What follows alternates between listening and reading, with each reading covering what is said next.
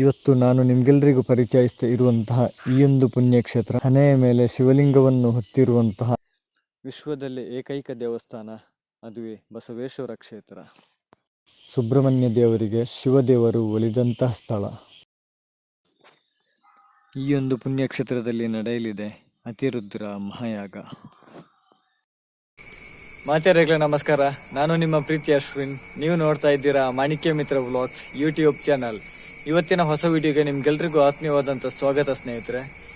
ಇವತ್ತಿನ ವಿಡಿಯೋದಲ್ಲಿ ನನ್ನ ಜೊತೆಗೆ ಸುಬ್ರಹ್ಮಣ್ಯದ ಆತ್ಮೀಯ ಸ್ನೇಹಿತನಾಗಿರುವಂತಹ ಅಜಯ್ ಕೃಷ್ಣ ಇವರು ನನ್ನ ಜೊತೆಗಿದ್ದಾರೆ. ಇವತ್ತಿನ ವಿಡಿಯೋದಲ್ಲಿ ನಾವು ಸುಬ್ರಹ್ಮಣ್ಯದಿಂದ ಬಿಸ್ಲಘಾಟಿಗೆ ಹೋಗುವಂತ ದಾರಿಯಲ್ಲಿ ನಮಗೆ ಕುಲ್ಕುಂದ ಸಿಗ್ತದಲ್ವಾ, ಒಂದು ಎಡದ ಕಡೆಗೆ ಮಾರ್ಗ ಹೋಗ್ತದೆ, ಒಂದು ಬಲದ ಕಡೆಗೆ ಮಾರ್ಗ ಹೋಗ್ತದೆ. ಬಲದ ಕಡೆಗೆ ಮಾರ್ಗ ಹೋದ್ರೆ ಅದು ಬಿಸ್ಲಘಾಟಿಗೆ ಹೋಗ್ತದೆ, ಎಡದ ಕಡೆಗೆ ಮಾರ್ಗ ಹೋದ್ರೆ ಅದು ಸೀದಾ ಧರ್ಮಸ್ಥಳ ಮಂಗಳೂರು ಈ ಕಡೆಗೆ ಹೋಗ್ತದೆ. ಅಲ್ಲೇ ಸರ್ಕಲ್ ಅಲ್ಲಿ ಒಂದು ದ್ವಾರ ಉಂಟು, ಬಸವೇಶ್ವರ ದೇವಸ್ಥಾನ ಅಂತ. ಆ ದ್ವಾರದ ಒಳಗಡೆ ಒಂದು 200 ಮೀಟರ್ನಷ್ಟು ದೂರದಲ್ಲಿ ದೇವಸ್ಥಾನ ಉಂಟು. ಈ ವಿಡಿಯೋದಲ್ಲಿ ಕೊಟ್ಟಿರ್ತೇನೆ. ದೇವಸ್ಥಾನದಿಂದ ಹೈವೇ ಸರ್ಕಲ್ ವರೆಗೆ ಬರುವಂತ ದಾರಿ ಅಷ್ಟೇ, ಒಂದು 200 ಮೀಟರ್ನಷ್ಟು ದೂರ ಇರುವಂತದ್ದು. ಶ್ರೀ ಬಸವೇಶ್ವರ ದೇವಸ್ಥಾನ, ಬಸವನ ಮೂಲೆ, ಕುಲ್ಕುಂದ. ಬಸವೇಶ್ವರ ದೇವಸ್ಥಾನ ಏನಿದ್ದು ಬಸವೇಶ್ವರ ದೇವಸ್ಥಾನ. ಹಾಗೆ ನನ್ನ ಆತ್ಮೀಯ ಸ್ನೇಹಿತ ಅವರು ಹೇಳಿದ್ರು, ಒಂದು ಬಸವೇಶ್ವರ ದೇವಸ್ಥಾನ ಉಂಟು, ಅತಿರುದ್ರ ಯಾಗ ಕೂಡ ಇಲ್ಲಿ ನಡೀಲಿಕ್ಕೆ ಉಂಟು ಅಂತ ಎಲ್ಲ ಕಲಿಸಿದ್ರು. ಹಾಗೆ ಎಂತ ವಿಶೇಷ ಎಂತ ನೋಡುವ ಅಂತ ಹೇಳಿ ಇವತ್ತಿಗೆ ದೇವಸ್ಥಾನಕ್ಕೆ ಬಂದಿದ್ದೇವೆ ಸ್ನೇಹಿತರೆ. ಹಾಗೆ 2025 ಅತಿರುದ್ರ ಯಾಗ ಉಂಟು. ಈಗ ಭಕ್ತಾದಿಗಳು ಅದಕ್ಕೆ ಬೇಕಾಗಿರುವಂತಹ ಸಂಕಲ್ಪಗಳನ್ನೆಲ್ಲ ಮಾಡ್ತಾ ಇದ್ದಾರೆ. ಅದು ಎಂತ ವಿಷಯ, ಅದರ ಬಗ್ಗೆ ಕಂಪ್ಲೀಟ್ ಆಗಿರುವಂತಹ ಮಾಹಿತಿಯನ್ನು ಕೂಡ ಇವತ್ತಿನ ವಿಡಿಯೋದಲ್ಲಿ ಪಡ್ಕೊಳ್ಳುವ ಸ್ನೇಹಿತರೆ. ಗರ್ಭಗುಡಿಯಲ್ಲಿ ಬಸವನಿಗೆ ಪೂಜೆ ಆಗುವಂತಹ ದೇವಸ್ಥಾನ. ನಂದಿಯ ನೆತ್ತಿಯ ಮೇಲೆ ಶಿವಲಿಂಗ ಇರುವಂತದ್ದು. ಜಾನುವಾರು ಜಾತ್ರೆ ಕೂಡ ಆಗ್ತಾ ಇತ್ತು. ಲಕ್ಷಗಟ್ಟಲೆ ಸಂಖ್ಯೆಯಲ್ಲಿ ಜಾನುವಾರುಗಳು ಕೂಡ ಇಲ್ಲಿ ಇದ್ದವು. ಮಲೆನಾಡು ಗಿಡ್ಡಗಳನ್ನು ಉಳಿಸುವಂತ ಒಂದು ವಿಚಾರವಾಗಿ ಕೂಡ ಬಸವೇಶ್ವರ ದೇವರ ಒಂದು ಆಶೀರ್ವಾದ ನಮ್ಮೆಲ್ಲರ ಮೇಲೆ ಇರಲಿ ಅಂತ ಒಂದು ದೇವರಲ್ಲಿ ಪ್ರಾರ್ಥಿಸುವುದು ಸ್ನೇಹಿತರೆ. ದಟ್ಟವಾದಂತಹ ಕಾಡಿನ ನಡುವೆ ಇರುವಂತಹ ಪುಟ್ಟ ದೇವಸ್ಥಾನ, ಸುತ್ತಲೂ ಪಕ್ಷಿಗಳ ಚಿಲಿಪಿಲಿ. ಕಾಡಿನ ನಡುವೆ ದೇವಸ್ಥಾನ ಆಗಿರೋದ್ರಿಂದ ಸುತ್ತಲೂ ಮಂಗಗಳು ಕೂಡ ಇದ್ದಾವೆ. 200 ಮೀಟರ್ನಷ್ಟು ದೂರ ಹೋದ್ರೆ ಪೇಟೆ ಸಿಗ್ತದೆ, ಆದ್ರೆ ಒಳಗಡೆ ಬಂದ್ರೆ ಸಂಪೂರ್ಣ ಕಾಡು. ನಮ್ಮ ತುಳು ಭಾಷೆಯಲ್ಲಿ ಇರಿಂಟಿ ಅಂತ ಹೇಳ್ತೇವೆ. ಅಂದ್ರೆ ಕಾಡು ಪ್ರದೇಶದಲ್ಲಿ, ಹಳ್ಳಿಗಳಲ್ಲಿ ಎಲ್ಲ ನಾವು ಮಾತನಾಡಿದ್ರೆ, ಫೋನಲ್ಲಿ ಮಾತಾಡುವಾಗೆಲ್ಲ ಕರೆಕ್ಟ್ ಹೇಳ್ತದೆ, ಒಂದು ಕಿಚಿ ಕಿಚಿ ಅಂತ ಒಂದು ಸೌಂಡ್ ಹೇಳ್ತಾ ಇರ್ತದೆ. ಈ ದೇವಸ್ಥಾನದ ಒಳಗಡೆ ನಾವು ಮಾತನಾಡಿ ನಮಗೆ ಸಂಪೂರ್ಣವಾಗಿ ಆ ಒಂದು ಬ್ಯಾಕ್ ಗ್ರೌಂಡ್ ಸೌಂಡ್ ಕೇಳ್ತಾ ಇರ್ತದೆ, ಕಿರಿಕಿರಿ ಕಿರಿಕಿರಿ ಅಂತ ಒಂದು ಸಣ್ಣ ಸೌಂಡ್. ದೇವಸ್ಥಾನದ ಎದುರುಗಡೆ ಬರುವಾಗಲೇ ನಮಗೆ ಬಸವೇಶ್ವರನ ದರ್ಶನ ಆಗ್ತದೆ. ಹಾಗೆಯೇ ದೇವಸ್ಥಾನದ ಒಳಗಡೆ ಹೋಗ್ಬೇಕಾದ್ರೆ ಅಂದ್ರೆ ಹೊರಗಿನ ಗೋಡೆಯಲ್ಲಿ ಕನ್ನಡದಲ್ಲಿ ಮತ್ತು ಇಂಗ್ಲಿಷಿನಲ್ಲಿ ಕ್ಷೇತ್ರ ಪರಿಚಯವನ್ನು ಸುಂದರವಾಗಿ ವಿವರಿಸಿದ್ದಾರೆ. ಇಂಗ್ಲಿಷ್ನಲ್ಲಿ ಕೂಡ ಈ ದೇವಸ್ಥಾನದ ಕಥೆಯನ್ನು ಹಾಕಿದ್ದರಿಂದ ಇಡೀ ಲೋಕಕ್ಕೇನೆ ಈ ಒಂದು ದೇವಸ್ಥಾನದ ಕಥೆಗಳು ಬಹಳ ವೇಗವಾಗಿ ತಲುಪಲು ಸಹಾಯವಾಗ್ತದೆ. ನನ್ನ ಹೆಸರು ಗಣೇಶ ಕೃಷ್ಣ ದೀಕ್ಷಿತ ಅಂತ ಹೇಳಿ, ನಾನಿಲ್ಲಿ ಬಸವೇಶ್ವರ ದೇವಸ್ಥಾನದ ಪ್ರಧಾನ ಅರ್ಚಕನಾಗಿ ಕೆಲಸ ಮಾಡ್ತಾ ಇದ್ದೇನೆ. ಶ್ರೀ ಕ್ಷೇತ್ರದ ಇತಿಹಾಸ ಏನು ಅಂತ ಹೇಳಿದರೆ, ಇಲ್ಲಿ ಬಸವೇಶ್ವರ ದೇವರು ಇರುವಂಥದ್ದು, ಬಸವ ಮತ್ತು ಹಣೆ ಮೇಲೆ ಶಿವಲಿಂಗ ಇರುವಂಥದ್ದು. ಎಲ್ಲ ಶಿವ ದೇವಸ್ಥಾನದಲ್ಲಿ ಶಿವ ಗರ್ಭಗುಡಿಯೊಳಗೆ ನಂದಿ ಅಭಿಮುಖವಾಗಿ ನಂದಿ ಇರುವಂಥದ್ದು ಎಲ್ಲ ದೇವಸ್ಥಾನದಲ್ಲಿ ಕಾಣಬಹುದು ನಾವು. ಆದರೆ ಈ ಕ್ಷೇತ್ರದಲ್ಲಿ ನಂದಿ ಮಹಾದೇವನನ್ನು, ಶಿವನನ್ನು ಹೊತ್ತುಕೊಂಡಿರುವಂತಹ ನಂದಿಯನ್ನು ಇಲ್ಲಿ ಪ್ರತಿಷ್ಠಾಪಿಸಲಾಗಿದೆ. ಏನು ಕಾರಣ ಅಂತ ಹೇಳಿದರೆ, ಸ್ಕಂದ ಪುರಾಣದ ಒಂದು ಕಥೆ ನೆನಪಾಗ್ತದೆ. ಶ್ರೀ ಸುಬ್ರಹ್ಮಣ್ಯ ಸ್ವಾಮಿಗೆ ತಾರಕಾಸುರನ ವಧೆಯ ಸಂದರ್ಭದಲ್ಲಿ ಎಷ್ಟೋ ಸಲ ಬಿಲ್ವಯುದ್ಧಿಯಲ್ಲಿ ಅವನ ಶಿರಚ್ಛೇದನ ಮಾಡಿದವಾಗ ಸುಬ್ರಹ್ಮಣ್ಯ ಸ್ವಾಮಿಗೆ ತಾರಕಾಸುರನು ಮರುಹುಟ್ಟು ಪಡೆಯುತ್ತಿದ್ದಂಥ ಸಂದರ್ಭದಲ್ಲಿ ಆ ಋಷಿ ಮುನಿಗಳ ಮಾರ್ಗದರ್ಶನದಂತೆ ಸುಬ್ರಹ್ಮಣ್ಯ ಸ್ವಾಮಿಯು ಶಿವನನ್ನು ಕುರಿತು ತಪಸ್ಸು ಮಾಡಿದ. ಆ ಕಾಲದಲ್ಲಿ ಸಾಕ್ಷಾತ್ ಮಹಾದೇವನೇ ನಂದಿ ಸ್ವರೂಪದಲ್ಲಿ ಬಂದು ನಂದಿ ವಿದ್ಯೆಯನ್ನು ಶ್ರೀ ಸುಬ್ರಹ್ಮಣ್ಯ ದೇವರಿಗೆ ಅನುಗ್ರಹಿಸಿದ ಎಂಬ ಕಥೆ ಇದೆ. ಆ ಕಥೆಗೆ ಪ್ರೇರೇಪಿತರಾಗಿ ಕೆಳದಿ ಸಂಸ್ಥಾನದವರು ಸಾಮಾನ್ಯ 800 ವರ್ಷಗಳ ಹಿಂದೆ ಶ್ರೀ ಬಸವೇಶ್ವರನನ್ನು ಈ ಕಥೆಗೆ ಪ್ರೇರೇಪಿತರಾಗಿ ಪ್ರತಿಷ್ಠಾಪಿಸಿದರು ಹೇಳುವುದು ಇಲ್ಲಿಯ ಪ್ರತೀತಿ. ಈ ದೇವಸ್ಥಾನಕ್ಕೆ ಸಂಬಂಧಪಟ್ಟು ಲಕ್ಷಾಂತರ ಜಾನುವಾರುಗಳು ತಂದು ಜಾನುವಾರು ಪ್ರತಿಷ್ಠೆ ಕಾರ್ಯಕ್ರಮಗಳಾಗ್ತಿದ್ದು, ಅದಕ್ಕೂ ಅದರದ್ದೇ ಆದಂತಹ ಹಿನ್ನೆಲೆಗಳಿದೆ. ಏನು ಅಂತ ಕೇಳಿದರೆ, ತಾರಕಾಸುರನ ವಧೆ ಸಂದರ್ಭದಲ್ಲಿ ತಾರಕಾಸುರ ಸೈನ್ಯದಲ್ಲಿ ಸಾಕಷ್ಟು ಜನ ಸಜ್ಜನರನ್ನು ಮುಂದಿಟ್ಟುಕೊಂಡು ಯುದ್ಧಕ್ಕೆ ಬರ್ತಿದ್ದ. ಆ ಸಂದರ್ಭದಲ್ಲಿ ಅವರನ್ನು ಅನಿವಾರ್ಯವಾಗಿ ಅವರನ್ನು ಸಂಹಾರ ಮಾಡಬೇಕಾಯಿತು. ಆ ಸಂಹಾರ ಮಾಡಿದ ಪಾಪ ಪರಿಹಾರಕ್ಕೋಸ್ಕರವಾಗಿ ಯಾವುದರಿಂದ ಆ ಪಾಪ ಪರಿಹಾರ ಅಂತ ಕೇಳಿದವಾಗ ಏಕಮಾತ್ರ ಗೋಸೇವೆಯಿಂದ ಮಾತ್ರ ಅದು ಪಾಪ ಪರಿಹಾರ ಆಗ್ತದೆ ಹೇಳಿಕೊಂಡು ಋಷಿಮುನಿಗಳ ಮಾರ್ಗದರ್ಶನದಂತೆ ಗೋಸೇವೆಯನ್ನು, ಗೋ ಸಾಕಾಣಿಕೆಯನ್ನು ಪ್ರಾರಂಭ ಮಾಡಿದರು. ಲಕ್ಷಾಂತರ ಗೋಸೇವೆಯನ್ನು ಪ್ರಾರಂಭ ಮಾಡಿದಾಗ ತನ್ಮೂಲಕ ಅದು ವ್ಯವಹಾರ ಅಂತ ಹೇಳಿ ಎಲ್ಲ ಪ್ರಾರಂಭ ಆಯಿತು. ಕಾರಣಾಂತರದಿಂದ ಅದು ಸದ್ಯ ಈಗ ನಡೀತಾ ಇಲ್ಲ. ಕಾರ್ತಿಕ ಹುಣ್ಣಿಮೆಯ ಸಂದರ್ಭದಲ್ಲಿ ಗೋಪೂಜೆ ಗೋಗ್ರಸ ಇತ್ಯಾದಿಗಳನ್ನೆಲ್ಲ ಇವತ್ತಿಗೂ ಕೂಡ ನಡ್ಕೊಂಡು ಬರ್ತಾ ಇದೆ. ಈ ದೇವಸ್ಥಾನದಲ್ಲಿ ಹುಣ್ಣಿಮೆಯ ದಿವಸ ಗೋಪೂಜೆ ನಡೆದು ನಂತರದಲ್ಲೇ ಶ್ರೀ ಕುಕ್ಕೆ ಸುಬ್ರಹ್ಮಣ್ಯ ದೇವರ ಬ್ರಹ್ಮರಥ ಕಟ್ಟುವಂತಹ ಕೆಲಸ ಪ್ರಾರಂಭ ಆಗ್ತದೆ. ಎಷ್ಟು ವಿಸ್ತೀರ್ಣದಲ್ಲಿ ಕ್ಷೇತ್ರ ಉಂಟು? ಸಾಮಾನ್ಯ ಒಂದು 2 ಎಕರೆ ಚಿಲ್ಲರೆ ಜಾಗದಲ್ಲಿ ಈ ದೇವಸ್ಥಾನದ ವಿಸ್ತೀರ್ಣ ಇದೆ. ರಿಸರ್ವ್ ಫಾರೆಸ್ಟ್ಗೆ ಸೇರಿದಂತಹ ಜಾಗ ಇದು. ರಿಸರ್ವ್ ಫಾರೆಸ್ಟ್ ಗವರ್ಮೆಂಟ್ಗೆಲ್ಲ ಏನು ಗವರ್ಮೆಂಟ್ಗೆ ಸೇರಲಿಲ್ಲ. ಈಗ ಬಸವೇಶ್ವರ ಚಾರಿಟೇಬಲ್ ಟ್ರಸ್ಟ್ ಅಂತ ಹೇಳಿದೆ, ಆ ಟ್ರಸ್ಟಿನ ಅಂಡರ್ಲಿ ಈ ದೇವಸ್ಥಾನ ಎಲ್ಲ ನಿರ್ವಹಣೆ ಆಗ್ತಾ ಇದೆ. ಕ್ಷೇತ್ರದ ಸಂಪೂರ್ಣ ಜೀರ್ಣೋದ್ಧಾರ ಮಾಡಬೇಕು, ಇಲ್ಲಿ ಬಾಕಿ ಉಳಿದಂತಹ ಕೆಲವು ಕಾರ್ಯಗಳನ್ನೆಲ್ಲ ಮಾಡಬೇಕು ಹೇಳುವ ಉದ್ದೇಶದಿಂದ ಹಾಗೂ ಲೋಕಕ್ಕೆ ಬಂದಂತಹ ಎಲ್ಲ ಕಷ್ಟಗಳು ಕೂಡ ಪರಿಹಾರ ಆಗಬೇಕು ಹೇಳುವ ದೃಷ್ಟಿಯಿಂದ ಇಲ್ಲಿ ಒಂದು ವಿಶೇಷವಾದಂತಹ ಕಾರ್ಯಕ್ರಮವನ್ನು ಆಯೋಜನೆ ಮಾಡಿದ್ದೇವೆ. ಅತಿರುದ್ರ ಮಹಾಯಾಗ ಅಂತ ಹೇಳುವಂಥದ್ದು ಶಿವನಿಗೆ ಅತ್ಯಂತ ಶ್ರೇಷ್ಠದಾಯಕವಾದಂತಹ ಸೇವೆ ಅದು. ಆ ಸೇವೆಯನ್ನು 2025 ನವೆಂಬರ್ 7ರಿಂದ ಪ್ರಾರಂಭಗೊಂಡು 17ನೇ ತಾರೀಕುವರೆಗೆ 11 ದಿವಸ ಈ ವಿಶೇಷ ಕಾರ್ಯಕ್ರಮ ಯಜ್ಞವನ್ನು ಮಾಡಲಿಕ್ಕಿದ್ದೇವೆ. 121 ವೈದಿಕರಿಂದ ಕೂಡಿ 11 ದಿವಸಗಳ ಕಾಲ 11 ಕುಂಡದಲ್ಲಿ ಆಗುವಂತಹ ಹೋಮ ಅದು. ಆ ಯಾಗದಲ್ಲಿ ಲಕ್ಷಾಂತರ ಭಕ್ತರನ್ನು ಕೂಡಿಕೊಂಡು ಮಾಡಬೇಕು ಹೇಳುವುದು ನಮ್ಮ ಉದ್ದೇಶ. ತನ್ಮೂಲಕ ಕ್ಷೇತ್ರದ ಜೀರ್ಣೋದ್ಧಾರವು ಲೋಕ ಕಲ್ಯಾಣವೂ ಆಗಬೇಕು ಹೇಳುವುದು ನಮ್ಮ ಉದ್ದೇಶ. ಅದಕ್ಕೆ ಪೂರ್ವಭಾವಿಯಾಗಿ ಅಕ್ಷರಕೋಟಿ ಜಪಯಜ್ಞ ಅಂತ ಹೇಳುವಂತಹ ಒಂದು ಕಾರ್ಯಕ್ರಮವನ್ನು ಕೂಡ ಆಲ್ರೆಡಿ ಪ್ರಾರಂಭ ಮಾಡಿದ್ದೇವೆ. ಯಾಕಪ್ಪ ಅಂತ ಹೇಳಿದ್ರೆ 1 ಕೋಟಿಗೂ ಮಿಗಿಲಾದ ಶಿವಭಕ್ತರು ಯಜ್ಞದಲ್ಲಿ ಭಾಗಿಯಾಗಬೇಕು ಹೇಳುವ ಉದ್ದೇಶದಿಂದ ಯಾವುದೇ ಶುಲ್ಕ ಇಲ್ಲದೆ ಆ ಜಪಯಜ್ಞದಲ್ಲಿ ಎಲ್ಲ ಸಾರ್ವಜನಿಕರು ಕೂಡ ಭಾಗಿಯಾಗಬೇಕು ಹೇಳುವ ಉದ್ದೇಶದಿಂದ ಆ ಜಪಯಜ್ಞವನ್ನು ಅತಿರುದ್ರ ಪೂರ್ವಭಾವಿಯಾಗಿ ಪ್ರಾರಂಭ ಮಾಡಿದ್ದೇವೆ. ಅದಕ್ಕೂ ಕೂಡ ಸಾಕಷ್ಟು ಭಕ್ತರು ನೋಂದಣಿ ಮಾಡಿಕೊಳ್ತಾ ಇದ್ದಾರೆ. ಅವರ ಸಂಕಲ್ಪ ಮಾಡಿ ಅವರಿಗೆ ಪ್ರಸಾದವನ್ನು ಕಳಿಸುವಂತಹ ವ್ಯವಸ್ಥೆ ಕೂಡ ಮಾಡ್ತಾ ಇದ್ದೇವೆ. ಅದು ಹೇಗೆ ಮಾಡುದು ಅಂದ್ರೆ ಈಗ ವಿಡಿಯೋ ಎಲ್ಲ ನೋಡ್ತಾ ಇರುವವರಿಗೆ ಅವರಿಗೂ ಕೂಡ ಮಾಡಿಸಬೇಕು ಅಂತ ಇದ್ರೆ ಅದು ಹೇಗೆ ಮಾಡಿಸುವುದು? ದೇವಸ್ಥಾನದ ವಾಟ್ಸ್ಆಪ್ ನಂಬರ್ ಇದೆ. ಆ ನಂಬರಿಗೆ ಓಂ ನಮಃ ಶಿವಾಯ ಅಂತ ಹೇಳಿ 11 ಬಾರಿ ಬರೆದು ಅವರ ಹೆಸರು ನಕ್ಷತ್ರ ರಾಶಿಗಳನ್ನೆಲ್ಲ ಕಳಿಸಿ ಅವರ ವಿಳಾಸವನ್ನು ಕಳಿಸಿದ್ರೆ ಅವರಿಗೆ ದೇವಸ್ಥಾನದಲ್ಲಿ ಪ್ರತಿನಿತ್ಯ ನಡೆಯುವಂತಹ ಮಹಾಪೂಜೆಯಲ್ಲಿ ಮಹಾಸಂಕಲ್ಪ ಆಗ್ತದೆ ಅತಿರುದ್ರ ಮಹಾಯಾಗಕ್ಕೆ. ಮತ್ತು ಅವರಿಗೆ ಒಂದಷ್ಟು ಸಮಯದಲ್ಲಿ ಅವರಿಗೆ ಪ್ರಸಾದ ಅವರ ಮನೆಗೆ ಹೋಗ್ತದೆ. ಆ ಪ್ರಸಾದ ಮುಖೇನ ಅವರು ಅಕ್ಷರ ಕೋಟಿ ಜಪಯಜ್ಞದ ಪೂರ್ಣ ಫಲವನ್ನು ಪಡ್ಕೊಳ್ಳಬಹುದು. ಅಂದ್ರೆ ಅದಕ್ಕೆ ಏನಾದ್ರು ಶುಲ್ಕ ಏನಾದ್ರು ಇದೆಯಾ? ಯಾವುದೇ ಶುಲ್ಕ ಇಲ್ಲ, ಯಾವುದೇ ಶುಲ್ಕ ಇಲ್ಲ. ಮತ್ತೆ ಆ ಅಕ್ಷರ ಕೋಟಿ ಜಪಯಜ್ಞದಲ್ಲಿ ಪಾಲ್ಗೊಂಡಂತವರು ನೇರವಾಗಿ ದೇವಸ್ಥಾನಕ್ಕೆ ಬಂದು ಅಕ್ಷರ ಕೋಟಿ ಜಪಯಜ್ಞದಲ್ಲಿ ಆ ಮಹಾಪೂಜೆಯಲ್ಲಿ ಪಾಲ್ಗೊಳ್ಳಬಹುದು. ಅಥವಾ ಬರಲಿಕ್ಕೆ ಆಗದೇ ಇದ್ದವರಿಗೆ ಪೋಸ್ಟ್ ಮೂಲಕ ಕೂಡ ಪ್ರಸಾದವನ್ನು ತಲುಪಿಸುವಂತ ವ್ಯವಸ್ಥೆ ಇದೆ. ಬೆಳಿಗ್ಗೆ ಬೇಗ ಅಂದ್ರೆ ಎಷ್ಟು ಗಂಟೆಗೆ ಬರಬೇಕಾಗಿತ್ತು? ಪ್ರತಿ ದಿವಸ 8 ಗಂಟೆಯಿಂದ 9 ಗಂಟೆವರೆಗೆ ಪ್ರತಿನಿತ್ಯ ಅಕ್ಷರ ಕೋಟಿ ಜಪಯಜ್ಞದ ಕಾರ್ಯಕ್ರಮ ಆಗ್ತದೆ. ಅತಿರುದ್ರ ಮಹಾಯಾಗದ ಸಂಕಲ್ಪ ಕೂಡ ಜೊತೆಗೆ ಆಗ್ತದೆ. ಅತಿರುದ್ರ ಮಹಾಯಾಗದಲ್ಲಿ ಪಾಲ್ಗೊಂಡವರಿಗೆ ವಿಶೇಷವಾದಂತಹ ಒಂದು ರುದ್ರಾಕ್ಷಿ ರಕ್ಷೆಯನ್ನು ಕೊಡ್ತಾ ಇದ್ದೇವೆ. ಹಿಮಾಲಯ ಕಡೆಯಿಂದ ತಂದಂತಹ ರುದ್ರಾಕ್ಷಿಯನ್ನು ನಾವು ದೇವಸ್ಥಾನಕ್ಕೆ ತಗೊಂಡು ಬಂದಿದ್ದೇವೆ. ತಗೊಂಡಂತಹ ರುದ್ರಾಕ್ಷಿಯನ್ನು ಅತಿರುದ್ರ ಮಹಾಯಾಗದಲ್ಲಿ ಯಾರು ಪಾಲ್ಗೊಳ್ತಾರೋ ಅವರ ಹೆಸರಲ್ಲಿ ಆ ರುದ್ರಾಕ್ಷಿಯನ್ನು ಸಂಕಲ್ಪಕ್ಕೆ ಇಟ್ಟು ರುದ್ರ ತ್ರಿಶತಿ ಅರ್ಚನೆ, ರುದ್ರಾಭಿಷೇಕ, ಶ್ರೀರುದ್ರ ಪಾರಾಯಣ ಇತ್ಯಾದಿ ಮಾಡಿಕೊಂಡು ಷೋಡಶೋಪಚಾರ ಪೂಜೆಗಳನ್ನು ಮಾಡಿಕೊಂಡು ಆ ರುದ್ರಾಕ್ಷಿಯನ್ನು ಹಾಲಿನಿಂದ ಅಭಿಷೇಕ ಮಾಡಿ ಶುದ್ಧೀಕರಿಸಿಕೊಂಡು ನಂತರದಲ್ಲಿ ಪ್ರೋಸೆಸ್ ಇದೆ ಅದರದ್ದು, ತುಪ್ಪದಲ್ಲಿ ಅಭಿಷೇಕ ಮಾಡುವಂಥದ್ದು. ಈ ಪ್ರೋಸೆಸ್ ಅಲ್ಲಿ ಮಾಡಿ ರುದ್ರಾಕ್ಷಿಯನ್ನು ಸಂಸ್ಕರಿಸಿ ಆ ರುದ್ರಾಕ್ಷಿಯನ್ನು ಅವರಿಗೆ ಅವರ ಅಡ್ರೆಸ್ಗೆ ಕಳಿಸುವಂಥದ್ದು. ಅಥವಾ ಇಲ್ಲೇ ಬಂದರೆ ಇಲ್ಲೇ ಅದನ್ನು ಸ್ವೀಕಾರ ಮಾಡಬಹುದು. ಅವರ ವಿಳಾಸಕ್ಕೆ ಕಳಿಸುವಂತಹ ಕೆಲಸ ಕೂಡ ನಾವು ಮಾಡ್ತಾ ಇದ್ದೇವೆ. ಮತ್ತೆ ದೇವಸ್ಥಾನದ ಎದುರುಗಡೆ ಕೆರೆ ಉಂಟಲ್ಲ, ಅದು ಏನು ವಿಶೇಷವಾದಂತಹ ಕೆರೆ? ಅದು ಫಾರೆಸ್ಟ್ ಇಲಾಖೆಯಲ್ಲಿ ಇದೆ, ಅತಿ ದೊಡ್ಡ ಕೆರೆ ಅಂತ ಹೇಳಿ. ಅದನ್ನು ಕೂಡ ಜೀರ್ಣೋದ್ಧಾರ ಮಾಡುವ ಸಂಕಲ್ಪ ಇದೆ. ಆ ಎಲ್ಲ ಕೆಲಸಗಳ ಜೀರ್ಣೋದ್ಧಾರಕ್ಕೆ ಬೇಕಾಗಿ ಈ ವ್ಯವಸ್ಥೆಗಳನ್ನು ಮಾಡುವಂಥದ್ದು.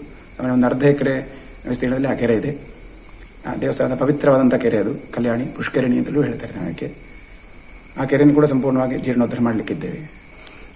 ರಿಸರ್ವ್ ಫಾರೆಸ್ಟ್ ಆದ್ರಿಂದ ಅವ್ರದ್ದು ಏನಾದ್ರು ಸಮಸ್ಯೆ ಉಂಟಾ? ಇಲ್ಲ, ಯಾವ ಸಮಸ್ಯೆ ಇಲ್ಲ. ದೇವಸ್ಥಾನವನ್ನು ಇಷ್ಟು ದೊಡ್ಡಕ್ಕೆ ಜೀರ್ಣೋದ್ಧಾರ ಮಾಡಿದ್ದೇವೆ, ಯಾವುದೇ ರೀತಿ ಸಮಸ್ಯೆ ಇಲ್ಲ. ಸಂಪೂರ್ಣವಾದಂತಹ ಸಹಕಾರ ಇದೆ. ತನ್ಮೂಲಕ ರಿಸರ್ವ್ ಫಾರೆಸ್ಟ್ ನ ಬದಿ ಬರ್ತದೆ, ಕರೆಯಲ್ಲಿ ಬರ್ತದೆ ಇದು. ಅವ್ರದ್ದು ಕೂಡ ಸಹಕಾರ ಇದೆ. ಅವರ ಸಹಕಾರದಿಂದಲೇ ಇಷ್ಟು ದೊಡ್ಡ ದೇವಸ್ಥಾನ ಕಟ್ಟಿದ್ದೇವೆ. ಮುಂದಕ್ಕೂ ಕೂಡ ಅವರ ಸಹಕಾರ ಇದ್ದೇ ಇರ್ತದೆ ಅಂತ ಹೇಳೋ ನಂಬಿಕೆ ಇದೆ. ಎಷ್ಟು ಸಮಯ ಆಯಿತು ಈ ದೇವಸ್ಥಾನ ಇಲ್ಲಿ? 2017ನೇ ಇಸ್ವಿಯಲ್ಲಿ ದೇವಸ್ಥಾನ ಕಟ್ಟಿ ಬ್ರಹ್ಮಕಲಶೋತ್ಸವ ಆಯಿತು. ಸುಮಾರು 12-18 ವರ್ಷಗಳ ಹಿಂದೆ ದೇವರನ್ನು ಬಾಲಾಲಯಕ್ಕೆ ತಂದದ್ದು. ಅದಕ್ಕಿಂತ ಪೂರ್ವದಲ್ಲಿ ಒಂದು ಗುಡ್ಡೆಯಲ್ಲಿ ಇದ್ದಂಥದ್ದನ್ನು ಈ ಊರಿನ ಹಿರಿಯರು ಎಲ್ಲ ನೋಡಿ ಅದನ್ನು ಮರದ ಬುಡದಲ್ಲಿಟ್ಟು ಆರಾಧನೆ ಮಾಡಿಕೊಂಡು ಬರ್ತಾ ಇದ್ದರು. ನಂತರದಲ್ಲಿ ಕಾಲಕ್ರಮೇಣ ಸಣ್ಣದಾಗಿ ಒಂದು ಬಾಲಾಲಯ ಗರ್ಭಗುಡಿಯನ್ನು ನಿರ್ಮಾಣ ಮಾಡಿದರು. ಅದರಲ್ಲಿ ಒಂದು 12 ವರ್ಷ ಪೂಜೆ ಪುರಸ್ಕಾರಗಳು ಮಾಡುತ್ತಿದ್ದರು. ಅನಂತರದಲ್ಲಿ ದೇವಸ್ಥಾನವನ್ನು ದೊಡ್ಡದಾಗಿ ಕಟ್ಟಬೇಕು ಹೇಳುವ ಸಂಕಲ್ಪದಲ್ಲಿ ದೊಡ್ಡದಾಗಿ ಕಟ್ಟಿ ಒಂದು ಬ್ರಹ್ಮಕಲಶೋತ್ಸವವನ್ನು ಮಾಡಿದರು 2017 ಇಸ್ವಿಯಲ್ಲಿ. ಮತ್ತೆ ಇಲ್ಲಿ ಸಾನ್ನಿಧ್ಯ ಯಾವುದೆಲ್ಲ ಉಂಟು? ಇಲ್ಲಿಯ ಈ ಬ್ರಹ್ಮಕಲಶ ಸಂದರ್ಭದಲ್ಲಿ ಬಸವೇಶ್ವರರು ಮಾತ್ರ ಅಲ್ಲದೆ ಪರಿವಾರ ದೇವತೆಗಳಾದಂಥ ಶ್ರೀ ಮಹಾಗಣಪತಿ ಹಾಗೂ ನಾಗದೇವರು, ಶಾಸ್ತಾರ ದೇವರು, ಅದೇ ರೀತಿ ಮಲಚಾಮುಂಡಿ ಅಂತೇಳಿ ಚಾಮುಂಡಿ ಸಂಕಲ್ಪದಲ್ಲಿ ಒಂದು ಕಟ್ಟೆ ಇದೆ. ಗುರುಕಾರ್ನವರು ಅಂತೇಳಿ ಗುರು ಸಂಕಲ್ಪದಲ್ಲಿ ಕೂಡ ಒಂದು ಕಟ್ಟೆ ಇದೆ.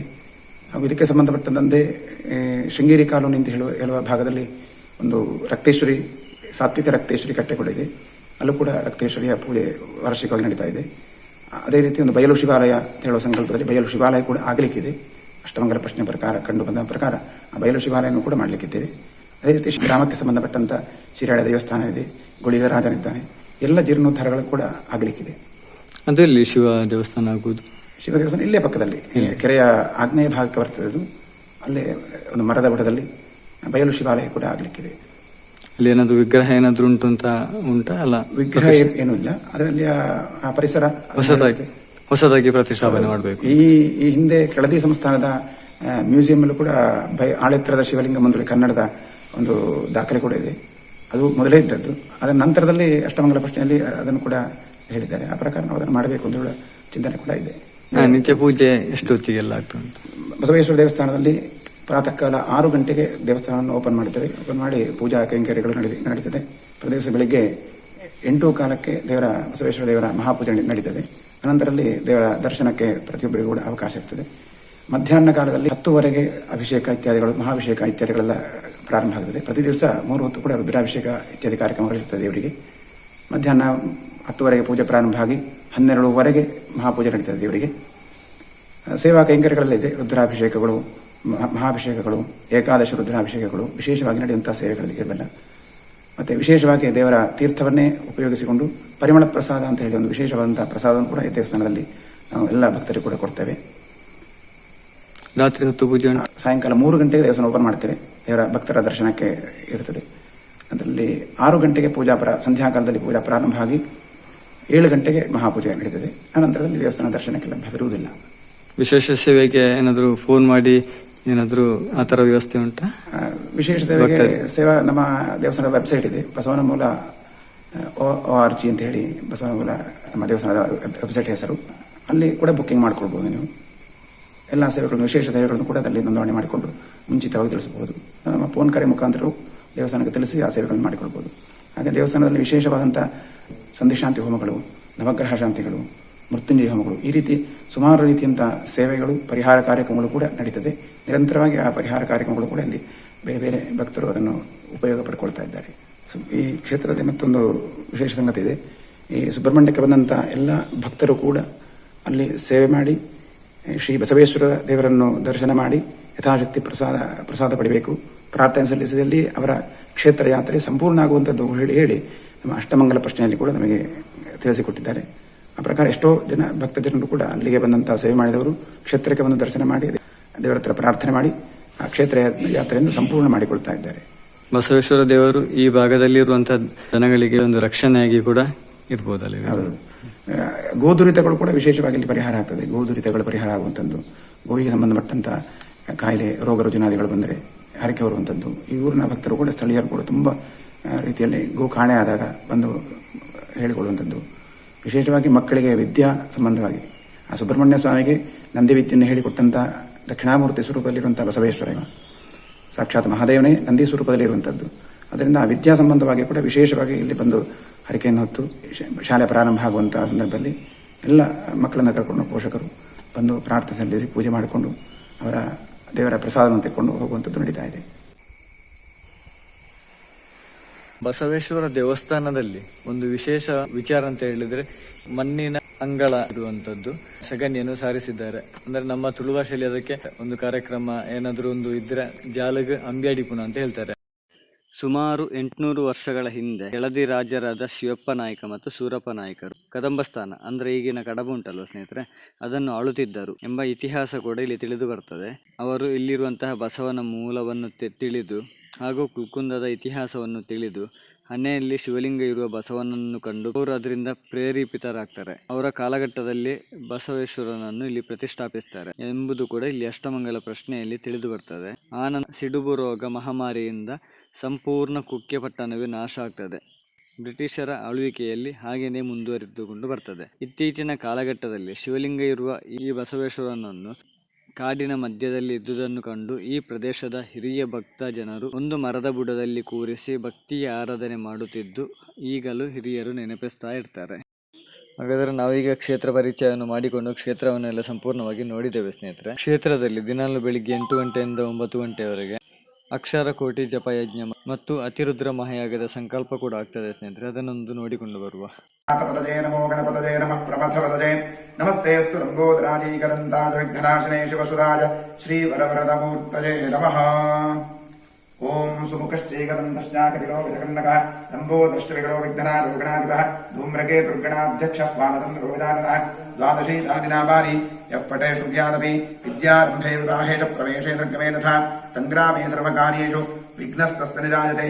ಶುಕ್ಲಾಂಬರಧರಂ ವಿಷ್ಣುಂ ಶಶಿವರ್ಣಂ ಚತುರ್ಭುಜಂ ಪ್ರಸನ್ನವದನೋ ಧ್ಯಾಯೇತ್ ಸರ್ವವಿಘ್ನೋಪಶಾಂತಯೇ. ಓಂ ಸ್ವಸ್ತಿ ಶ್ರೀಕೃಷ್ಣ ಕೃಷ್ಣಾದ್ಯ ಭಗವತೋ ಮಹಾಪುರುಷಸ್ಯ ವಾಸುದೇವಸ್ಯ ವಿಷ್ಣೋರಾಜ್ಞಯ ಪ್ರವರ್ತಮಾನಸ್ಯ ಅದ್ಯ ಬ್ರಹ್ಮಣಃ ದ್ವಿತೀಯ ಪರಾರ್ಧೆ ಶ್ವೇತವರಾಹ ಕಲ್ಪೆ ವೈವಸ್ವತಮನ್ವಂತರೆ ಕಲಿಯುಗೆ ಪ್ರಥಮ ಪಾದೆ ಜಂಬೂದೀಪೆ ಭಾರತವರ್ಷೆ ಭರತಖಂಡೆ ಮಹಾಮೇರೋರ್ದಕ್ಷಿಣೇ ಪಾರ್ಶ್ವೆ गोदावर्याः गोकर्णमण्डले शालिवाहनवर्षे बौद्धावतारे अस्मिन् वर्तमानेन व्यावहारिके प्रभवादिषट्संवत्सराणां मध्ये क्रोधिनाम संवत्सरस्य उत्तरायणे वसन्तऋतौ वैशाखमासे कृष्णपक्षे अद्य त्रयोदश्यायां तिथौ वासरस्तु हिन्दुवासरयुक्तायां शुभवार शुभयोग शुभकरण शुभतिथि शुभनक्षत्रयुक्तायां विषुमभ्यो तन्वाभिभ्यष्टमो नमो नमः. आतन्नानेभ्यः प्रतिदधानेभ्यस्तमो नमो नमः. आयत्सद्भ्यो विसृजद्भ्यस्तमो नमो नमोऽस्यभ्यो विद्यद्भ्यस्तमो नमो नमः. आसीनेभ्यश्चदानेभ्यश्चमो नमो नमः. स्वभद्भ्यो जाग्रद्भ्यश्च वो नमो नमस्तिष्ठद्भ्यो धावद्भ्यश्चमो नमो नमः. सभाभ्यः समापदिभ्यश्च वो नमो नमो अश्वेभ्योऽश्वपदिभ्यस्तमो नमः. नम आव्याधिनेभ्यो विद्यन्तेभ्यस्तमो नमो नमः. उगणाभ्यस्तृंहतीभ्यस्तमो नमो नमः. गृत्सेभ्यो गृत्सपदिभ्यश्च वो नमो नमो. व्रातेभ्यो व्रातपदिभ्यश्च वो नमो नमो. गणेभ्यो गणपतिभ्यश्च वो नमो नमो. निरूपेभ्यो शिवाङ्गृताङ्गुरुमाहितं श्रीस्पृहं जगत् शिवे नवतसात्तागेशाच्छावरामसि यथा नः सर्वविद्यगलक्ष्मणं सुमनाभद अध्यबोधविष्टा प्रथमो नैव्योऽभिषगे अहेयश्चर्वान्दं भजन्तर उदयनं गोपालसुन्दरसिंहभाग्यः तेनं विश्वाभूतारुष्टोदयातः नमोऽस्त्रीरग्रीवायुवास्ताक्षाय दीर्घे अथोगे असुरन्तधन्नतत्त्वयोगात्मयोग्यां यास्तदेहस्तैहवःपदाताभगवोपा विकटाय नमः. विघ्नराजाय नमः. गणाधिपाय नमः. धूम्रकेतवे नमः. गणाध्यक्षाय नमः. फालचन्द्राय नमः. महागणपतये नमः. गजाननाय नमः. महागणपतये नमः. प्रसन्नपूर्णां समर्पयामि. प्रसन्नार्घ्यं समर्पयामि.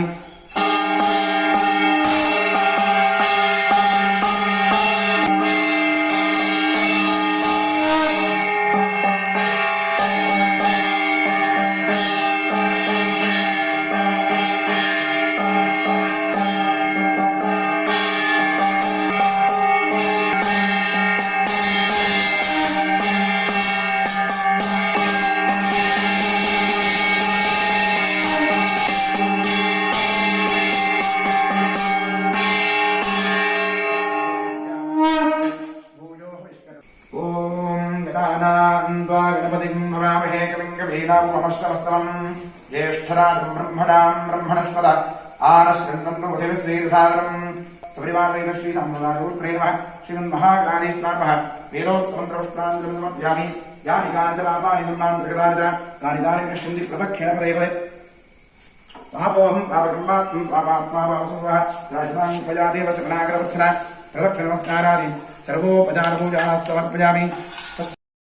ಜಯಕೃಷ್ಣ ಅವರಿಗೆ ತುಂಬಾ ಧನ್ಯವಾದಗಳು. ಯಾಕೆಂತ ಹೇಳಿದ್ರೆ ಇಷ್ಟೊಂದು ಅದ್ಭುತವಾಗಿರುವಂತಹ ಒಂದು ದೇವಸ್ಥಾನವನ್ನು ಪರಿಚಯಿಸಿದ್ದಾರೆ. ಇವತ್ತಿನ ವಿಡಿಯೋದಲ್ಲಿ ನಾವು ಬಸವೇಶ್ವರ ಬಸವನ ಮೂಲ ಈ ದೇವಸ್ಥಾನದ ಬಗ್ಗೆ ಒಂದಷ್ಟು ಮಾಹಿತಿಗಳನ್ನು ಪಡ್ಕೊಂಡಿದ್ದೇವೆ ಸ್ನೇಹಿತರೆ.